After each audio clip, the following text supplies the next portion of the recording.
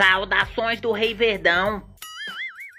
Lá vem esse Parmeira com essa brincadeira de rei de novo. É o rei do Brasileirão, não tem jeito. Se não fosse eu pra representar os times paulistas nessa rodada, vocês estavam lascados. Esse aqui perdeu pro Coritiba. Esse aqui eu não sei nem qual a última vez que ele ganhou no Brasileirão. E as duas imundícies ali empataram. O Rei Verdão é o único que ganhou na rodada. Vai te lascar, Parmeira. Tu não é rei de nada. Fala pra eles, Vasco. O Parmeira é o rei do Brasileirão. É o Rei Verdão.